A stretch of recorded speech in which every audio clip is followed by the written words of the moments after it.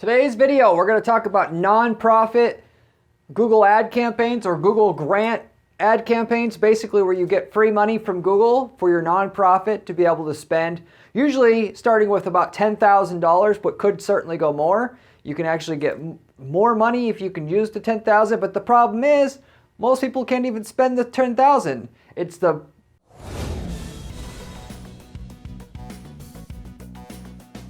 the shittiest free money that anybody's ever got.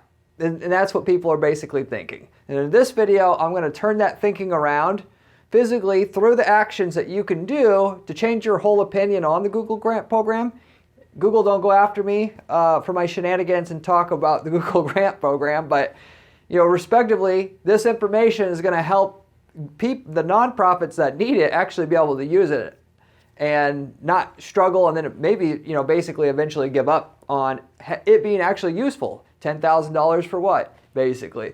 So anyway, with that said, I'll go through the main things you need to know running that Google grant, nonprofit Google grant ad money, spending it, and actually getting sales or leads / sales off of your ad spend. So with that said, I'll get right into it. There'll be actionable advice for you to be able to get that spend spent, start getting sales through your nonprofit. For those of you who have a Google grant right now, went through the struggles and pains of getting it, and then now you're kind of a little bit let down because you can't seem to spend what you need to spend.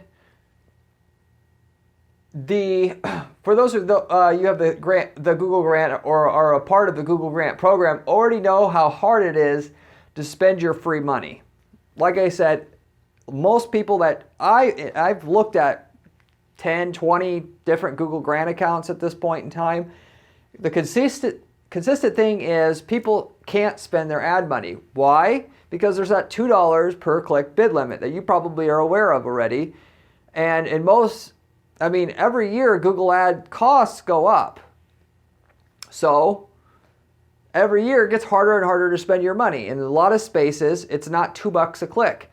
$2 a click was great 10 years ago if you could spend that because keywords were a lot cheaper. Now it's not. Also, other keywords that aren't even super competitive are over $2 a click. So you're really kind of screwed if you don't really know what you're doing in terms of the strategy side of Google Ads in order to get your cost per click down and also the settings that you need to be able to spend your budget and still get, spend your whole money. I'm going to go through what those settings are in this exact video. With a $2 max click per click limit on what you could spend on a click and no display campaigns, which is the other thing that kind of sucks about the Google grant program. Again, it's a good program. Google, don't come after me. It'd be better if you could do display campaigns because those are less than $2. But I understand from Google's perspective as well. Totally. I thought about this all the way through, by the way. If Google gave nonprofits too much leeway in competitive markets, it would make the people that have to pay money and have to make a return not able to do it, and then they would be pushing out their own customers in order to give money to, basically so-called non-paying customers. And with the display network, the same thing. You're basically actively pushing up, due to more competition, you're actually pushing up the cost for other people who actually have to make everything go right to have the ads be, get paid for and pay for themselves. So I get it from Google's perspective 100%. On the flip side, I understand what you nonprofits are going through with the Google grant. So this information will at least give you, the upper hand as it exists for you to be able to spend all your money as well. You got to know what you're doing with Google Ads to be able to spend that nonprofit money. So in other words, to look at this from another direction, other people who get this, or most people who get this Google grant, they start out thinking, oh, it's free money. I'm just going to go do this myself. And then, they wonder why they can't spend anything or they don't get any sales or whatever. The worst thing that could happen to you as a marketer is all of a sudden your advertising became free. It's just like if you were a 18-year-old kid and your parent said, here's $10 million, this will make sure that you don't have to struggle. What are you going to do as a person after that? You're not going to do, much. You're not going to develop much as a person because you don't have any strife. Humans weren't meant to not have any strife. Us marketers aren't meant to have no cost on marketing. That way, you're forced to come up with ad copy that works, landing pages that work, sales funnels that work, that the consumer actually wants to see and be forced to come up and improve in order to be profitable. When the ad spend's free, you barely try. Then the consumer doesn't get what they want, and then nobody gets what they want. It's similar to how email marketing used to be, and still is actually kind of viewed as, but not like it was before. Oh, email, all those clicks are free. So, and same thing with Google Organic. All those clicks are free. So why the hell am I going to think about landing pages and conversion rate optimization and optimizing my title and description and all that? There's no push to do that, and therefore, instead of making the little bit of money that you're making, you could have made fucking millions of dollars off of what you had, but you never saw it because there was no push to improve. So anyway, I made my piece here with, free advertising and what that does to people that are supposed to be able to be thinking about the end consumer and making a better experience for them. They kind of give up on that when the ad spend becomes free. If you get stuck, which most people get stuck because the ad money's free, they don't see the sense of now paying a few $1,000s for an ad expert to help them. They get stuck, they can't spend all the money. That's the time when they're like, the light bulb comes on and they say, okay, I have to pretend like this is, we've got to introduce cost into the mix here, basically, i.e. have somebody help us that knows what they're doing to even be able to spend the money. And then you're on the right path again.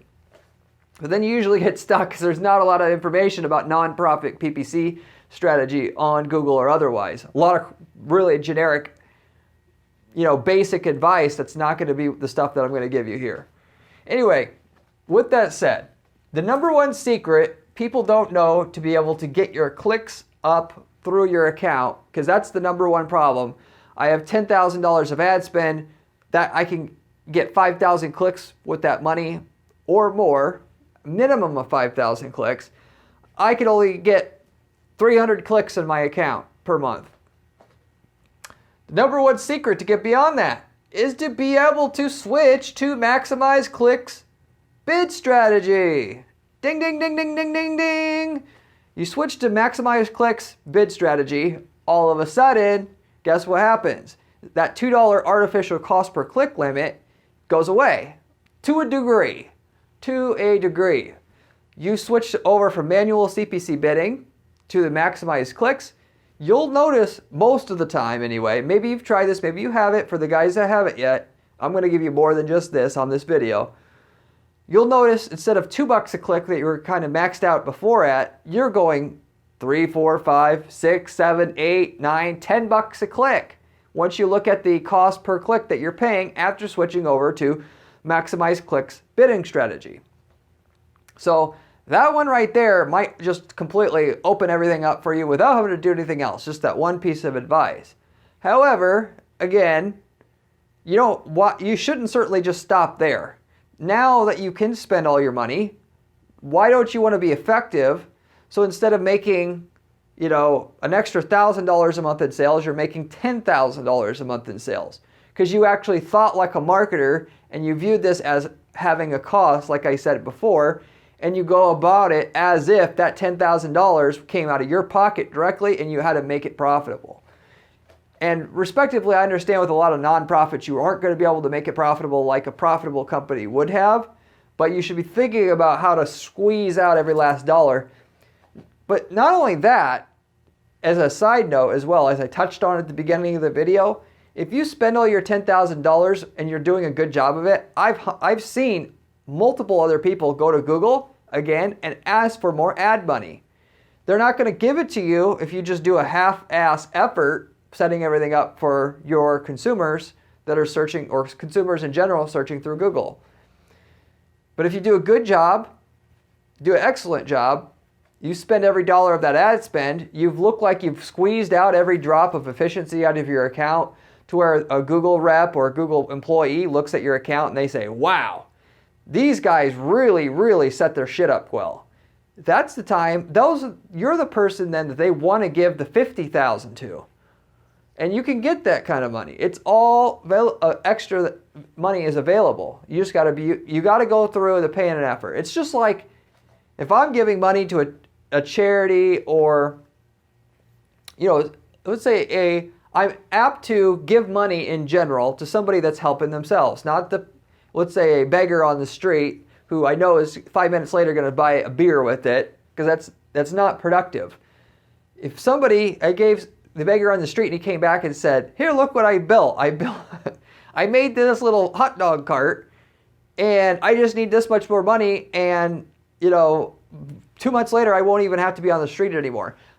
I'm 100 times more likely to give more money to that person than than general. Everybody, I think, is that way pretty much, or a majority. Google's going to view you that way as it pertains to how you're utilizing the first 10 grand they're giving you. Anyway, moving forward here on the rest of the tips. Anyway, this gets you more clicks, going to maximize clicks bid strategy, partially or mostly because your CPC starts to go higher. It's possible to go higher. CPC goes higher, you're eligible to show up in more what they call ad auctions, or in more possible places on Google itself, and more so in more competitive spaces where commercial intent is versus non-commercial intent, where people are looking for information only. Okay, but it's not just though. The maximize clicks bid strategy, by the way, isn't just getting you more clicks because you could spend more than $2 a click. It also will just get you, just as it's labeled and described, more clicks, maximize clicks. It'll actually get you more clicks as well. So for, if you're not getting clicks, that's the bid strategy to use. If you're already getting enough clicks, maximize click isn't the bid strategy to use. Or let's say people, and this is a short disclaimer, people overuse maximize click bid strategy. I made a video about this. You go through all the other ways to get clicks before you go ahead and switch to maximize click bid strategy if you're in a normal nonprofit business context. In your situation in the nonprofit context, you probably stay at maximize clicks just for the part of what it does for you, which is to get you to where you could spend more than $2 a click. But as it pertains to that and ties into that as well, so maximize click is going to get you a higher cost per click. It's going to try to get you more clicks as the number one strategy. Even if you were to spend all your money, you probably wouldn't want to switch to target CPA, because you're going to lose your ability to get clicks for over $2, or be in auctions that require paying more than $2. Beyond that, in order to get efficiency though, because you can't switch to target CPA, you'll lose that being able to show up in more competitive ad auctions that are more expensive to show up in. You'll want to optimize other parts of your campaign as a way to get even more clicks, as a way to squeeze more out of what you're doing, most likely, and for most of you guys out there. So beyond this, your results on nonprofit campaigns comes down to two major things beyond the maximize click bid strategy that you're switching to. Number one, CTR Ad Testing. So not a lot of people do this, but when I look at their accounts, and they set up these weird experiments inside their ad account using the testing tools that Google has. You don't have to get complicated when you're doing ad testing. You get an ad group, you put 2 ads in that ad group, or you basically add one more ad to your ad group. You send that ad that's new to the existing landing page your first ad's going to in that ad group, and you see which ad gets a higher click-through rate after a few hundred clicks, and you've had what is called statistical significance in your ad testing. And you go to Google, you type in statistical significance ad calculator, or statistical significance calculator, and you put in there your clicks and your impressions, and then it'll tell you when you have enough clicks to know which of your ads got the higher click-through rate, that wins, and then you go ahead and set up another test. And you just keep testing, ad after ad after ad after ad. And basically the best place for that is in your top traffic ad group, if you have multiple ad groups already, which you should, and you keep going and you just see how high you can get the click-through rate up. Because the higher the click-through rate you have, the lower your cost per click is going to be. And if you're needing to be in a place on Google that normally the average person's paying $8 a click on, if you weren't able to already get there by switching to maximize clicks bid strategy, you may be able to get there just because you have an ad that has four times the click-through rate than the average person's ad that's there has, which it's not impossible to do that. Certainly not. Simply because people don't test their ads. They also don't do one keyword per ad group, which is another part of this. The average click-through rate on a search ad is 3%. I'm able to routinely get 10, 12%, 14% click-through rates. Like I just got done saying, putting each keyword in its own ad group so I can have a laser targeted ad copy for that exact keyword search. B, having not just a few keywords in broad match, which the lazy man's going to do. I'm going to do hundreds of keywords that are all have every version basically of the keyword that I can think of, and even the ones I can't think of, I mix and match all the words and combinations so I can get, and then set up a test campaign to see what's eligible to run and has enough search volume to run. Then I set up an ad group for every single keyword I found eligible to run. I'll have 500 keywords to bid on versus the average person that's going to bid on 20 to 30. So my ad is automatically going to be much, much more enticing for the user as they go to make that search for that keyword. There's 4 ads in the top of Google. My ad directly matches what the person wanted when they typed it in. If they typed in, sober living facilities, Houston, my ad's not going to say, drug rehab services, whatever. It's going to say sober living rehab services, Houston. Exactly what they basically typed in. And then beyond that, going further, the second headline, third headline, description, the more of that stuff you can actually line up with the keyword, the even higher click-through rates you're going to get. So a lot of getting the higher click-through rates then basically comes down to, are you going to go and do the deep keyword mining? Are you going to set up unique ad groups for every keyword? Are you going to set up unique ads for every keyword to go along with that, which is why you set up one keyword per ad group, which is in the industry actually called SKAG model of setting up ad groups and campaigns. And if you do all that, you've got a guaranteed higher click-through rate waiting for you after all of that. 100%, no matter what. Because that's just what this is. You got to think about what the consumer wants to see. If I search for something, what do I want to see? You've got to be able to think in terms of that to be able to get the click-through rate up. But this is something that anybody could do, like I said. So anyway, if you do the one keyword per ad group, do the keyword research, like I said, you'll be able to, if you got 3% click-through rate now, you'll be able to get at least 6% by doing that. More likely, you'll get 6 to 9% somewhere. If you go ahead and do heavy ad testing, you test 15 different ads to find out the perfect ad for that particular keyword, or in general for your account, the type of ad that works, which that could be perfectly fine. You could be at 10, 12%. Now, you couldn't show up in the main searches that you needed to show up for, which was under sober living, because that's competitive. You got the only nonprofit sober living facility in the Houston area. But because you did all that work, you could pay $2 per click and they're paying $8 per click, and you get to show up there now. You've earned your way to the search results where all the people that you need to see the ad should see the ad.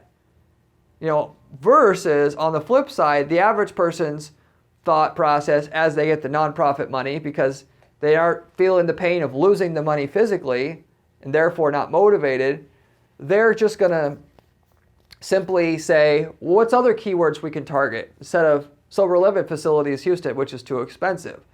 And then they get into sober living, help, or generic stuff.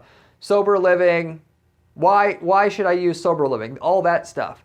And whereas it's possible to monetize those searches, certainly. Of course, it's still not the sober living facilities Houston that when people search for that, they could only want one thing. And if you set up your landing page right, you can get 30% of those people to contact you. But if it's just right, or at least 5 to 10% of those people will sign up because you're at the right place at the right time. And so anyway, if you change your perspective and think about what can I do to get my click-through rates up so I can earn my place in the search results that I actually need to be where people are actually looking for our services at, you break through that barrier that you need to be at in terms of the click-through rate, that's the time that you'll see a huge explosion in your business. Beyond that, sometimes the cost per click in some markets, I mentioned drug rehab, a lot of the cost per clicks in those markets are $20 a click, $30 a click. You're not going to get an ad this high enough CTR that if the cost per click was $25 and you have the $2 cost per click limit to break through that. If that's you do have an alternate path that you can take here. Not to say that you have to do one or the other here. I would recommend doing both, no matter what situation you're in, what market you're in. But the second major thing you can do as a nonprofit with the Google Grant is you can come up with more creative keywords and funnels tied to them that you could capitalize on with the lesser competitive keywords. So going back to what I said before, the average person, because they can't show up for what they want, they'll go after people like informational queries. How to, or should I say, what is a sober living facility? Should I go to a sober living facility versus sober living facility Houston, which is the number one term they need to show up on, but they can't go there, so they'll go after these other terms. If you just simply could not, no matter how high the click-through rate is on your campaign, show up in the ad auction / search results where you need to be, you could take a look at the keywords that you are showing up for. Under the search terms report, you can find the people that are what they're typing in to click on your ads that you have, that you're actually getting people to show up for.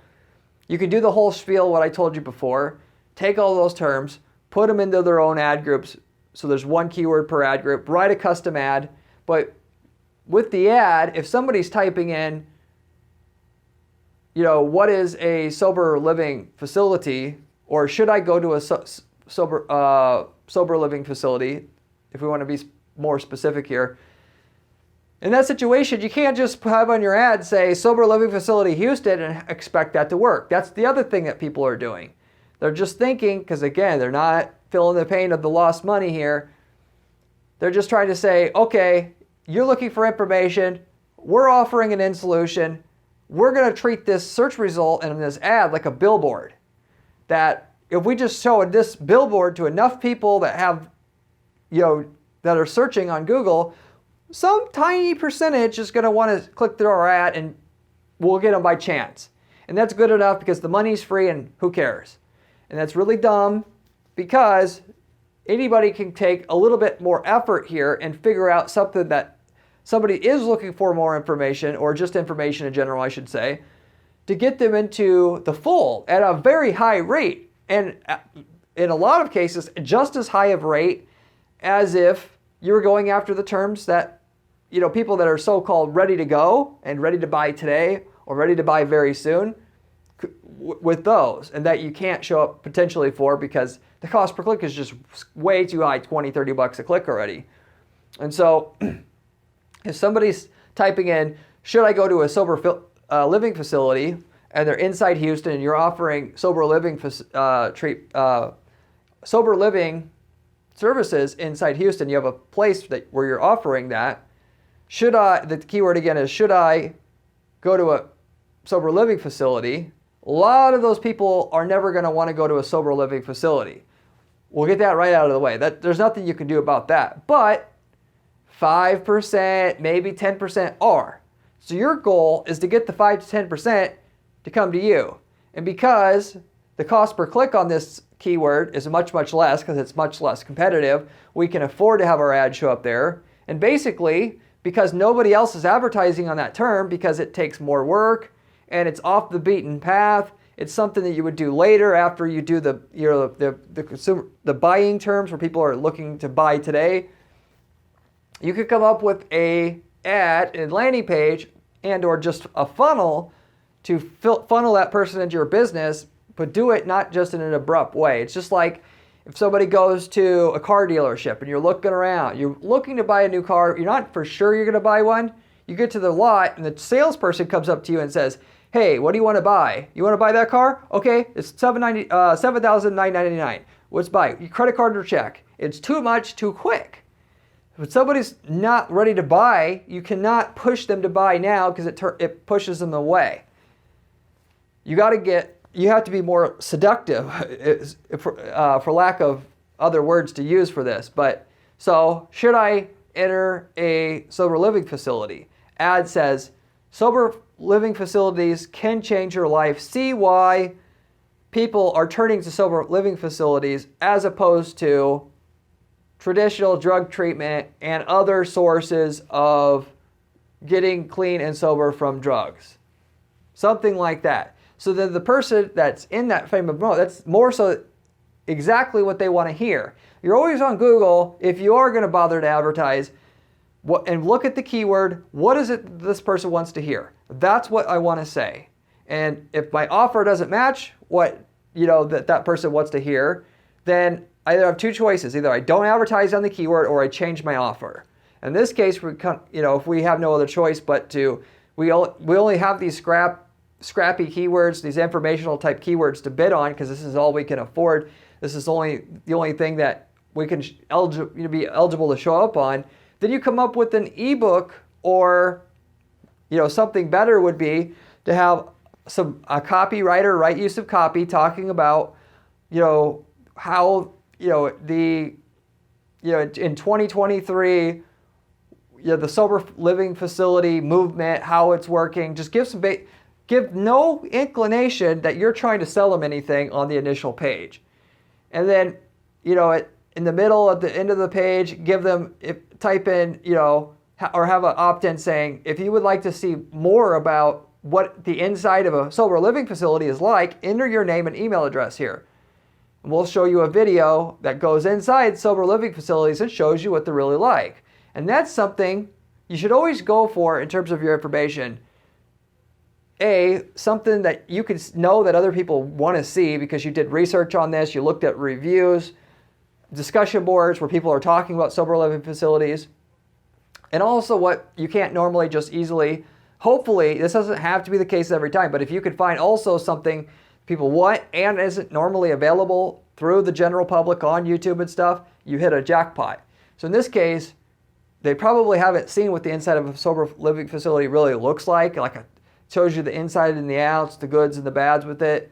They could enter their name and email address in there. Then they see a short 2 to 3 minute video that shows, or 10-minute video that shows what sober living facilities are really like, what's good about them, what's bad about them, why, as comparing them to other things that you can do.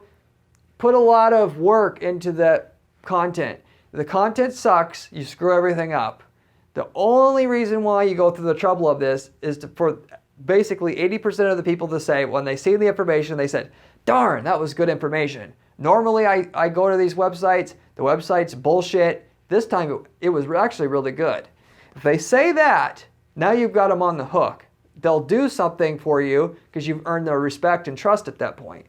Once they watch the video, they get towards the end of the video, you can have something that shows up under the video and say, click here to watch a webinar about the sober living facilities that are available in the Houston area, what your options are, and a little bit more about,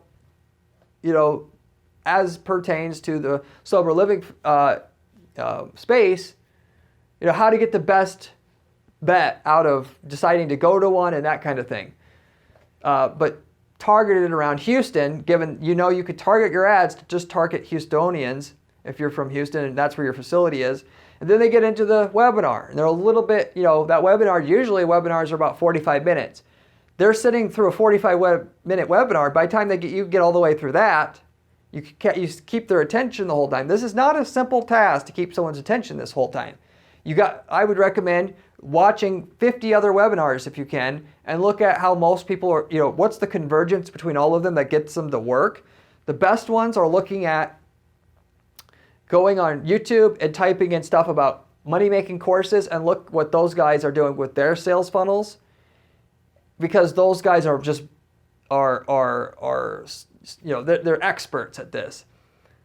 Anyway, figure out how to do a webinar. You get to the end of the webinar, then say, if you're actually interested in seeing what our Silver Living place is like, and would like to kind of make a reservation so that if you are going to come in the next 90 days, we can keep something open for you. There's no committing today, but we can potentially leave a spot open to you. And you can also just come in here and talk to our staff. And if you have questions, you can ask questions. We won't ask you to have to stay here, but if you just want to check it out a little bit more, you can as well at the same time.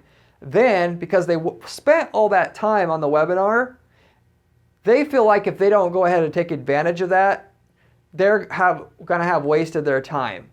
And they trust you at that point. So if they had any kind of motivation at all, they were in the 5 to 10% I was speaking of before that search for that actually are going to try to go to one. You basically got them every time. And then, they go, man, and then you talk to the counselor, and then you get them, smooth counselors kind of, builds them up, schmoozes them, whatever you want to say, and then you got somebody that's going to come in. So you do a seduction process. It's a multi-step sales funnel. And with that kind of sales funnel, you keep their attention all the way from when they initially searched on Google, were looking for information, and you got them slowly forgetting about what they were doing on Google, and more so just thinking about going with you, and at least for getting the advice they wanted about what they came to Google for in the first place. They feel like they're going to get all that advice from you, easier, better, in a tight package, whatever. And so anyway, as this pertains to everything I just said, it's going to take more work, physical work, more mental work, in order to get your nonprofit campaign to spend all its money, and actually not just spend the money, but make a lot of money. Because sales funnels take generally copyright experts. You have to understand somebody who knows how to make webinars, that's has charisma, so on and so forth. Look at other webinar funnels, that kind of thing, and get it right. And then if you, do all that work, generally speaking, one sales funnel will work for most of all the informational keywords that you can afford to show up for across the board. And that all you have to do is change the ad to more closely match more so what the keyword was. You send them to the same funnel that everybody else gets, and like clockwork, 10% will opt in to the video, and then of the video, 10% will opt into the webinar, and of the webinar, 10% will buy or whatnot. That's low ball numbers, but you get the general idea and gist of all this. You could take traffic that nobody else wants, and that isn't, at least to the other people you're competing with in your space, nobody cares about monetizing, or it has no value to, at least to them. There's value there, it's just no value to them because they don't want to go through the effort of setting up a sales funnel to make this, or just don't know that it's possible. You do that, and you're going to turn something in, trash into gold, basically. So, but like I said before, you don't have to just do sales funnels. You can raise your CTR and try to show up in the search results that somebody's ready to talk to a sales rep today or make a donation today. And if that doesn't work, you can try to make sales funnels to try to get the same thing done, but through multi-steps on more informational-based terms. You can you could do both. Target all your harder terms, and then whatever you don't spend your budget on, spend going after the informational terms. But in every situation, it's going to be different. But at least you got two major avenues here to try to get your ads to show up finally for what you needed to show up for. And if it doesn't, for what you can afford to show up for, there's a way to still make money from the budget. And once you go full circle back on everything I said, once you go through and make these sales funnels and they're working, and your conversion tracking set up, and you could prove that you're taking somebody on Google that wasn't served well, and you're serving them well, and the people coming through your program are doing well, you could go back to Google and ask for $50,000, and you were only getting, $2,000 or $1,000 a month worth of donations. You get $50,000, now you got $5,000 a month in donations. If you go back to Google, you get $100K, you're targeting all these keywords that Google doesn't care if your ad shows up there because nobody else wants to advertise there anyway. That's the place. That's why they have the $2 cost per click cap on bidding through your Google grant. Now you're making $10K a month because you were able to scale up with Google a $100K grant. And $10K a month worth of donations permanently that comes in like clockwork every single month. From now on, you have it.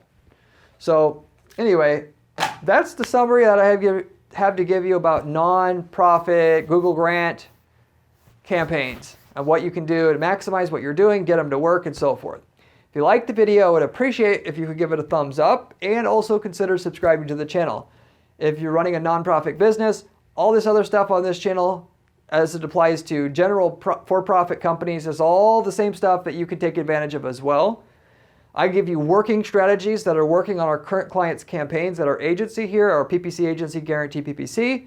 I tell you what works, what doesn't work, just like I did on this video today. And if you want to get a PhD in learning how to make PPC work, you can find it here on this channel. It's the best information I know of on YouTube that gets into the actionable advice of what you can do strategy-wise as it pertains to setting up great PPC campaigns that work. If you have any questions about the Google Grants, stuff that I covered today, things that you think I should have covered and didn't, leave me a comment down below. I get back to every single person who leaves me a comment on this channel. Beyond that, I also, by the way, have a blog at guaranteeppc.com/blog with step-by-step instructions on how to build campaigns step-by-step, the process that I use to set up search campaigns and so forth. If you want a little bit more detailed information on how to set up search campaigns and so forth, you can find stuff there that might also be of great use to you as well, other than the high-level advice I give to you on these videos on my YouTube channel here. But beyond that, I'll wrap it up with that. I appreciate you watching, and see you on the next one.